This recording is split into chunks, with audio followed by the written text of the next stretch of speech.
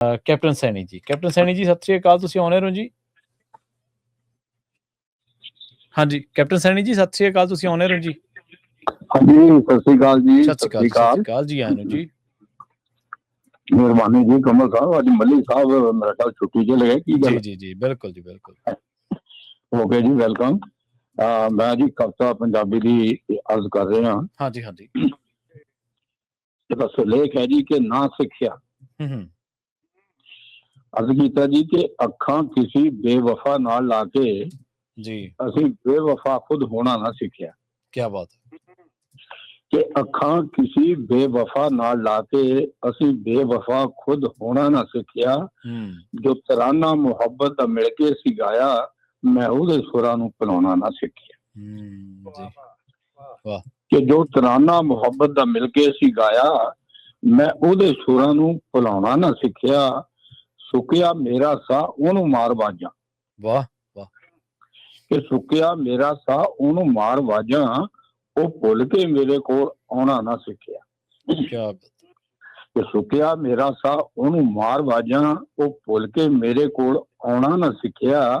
ਲੱਖ ਭਾਵੇਂ ਠੋਕਰ ਉਹਦੇ ਦਰ ਤੇ ਖਾਧੀ, ਉਹ ਭੁੱਲ ਕੇ ਮੈਨੂੰ ਬੁਲਾਉਣਾ ਨਾ ਸਿੱਖਿਆ।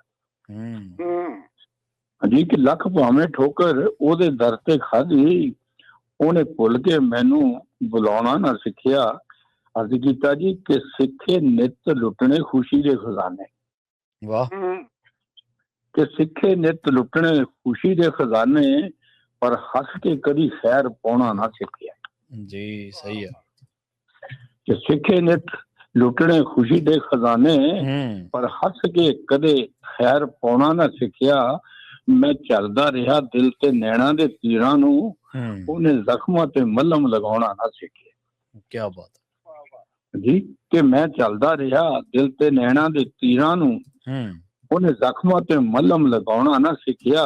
ਕਿ ਰੋਂਦਾ ਰਿਹਾ ਮੈਂ ਉਹਨੂੰ ਯਾਦ ਕਰ ਕਰ, ਪਰ ਉਹ ਕਦਰ ਮੇਰੇ ਹੰਝੂਆਂ ਦੀ ਪਾਉਣਾ ਨਾ ਸਿੱਖਿਆ।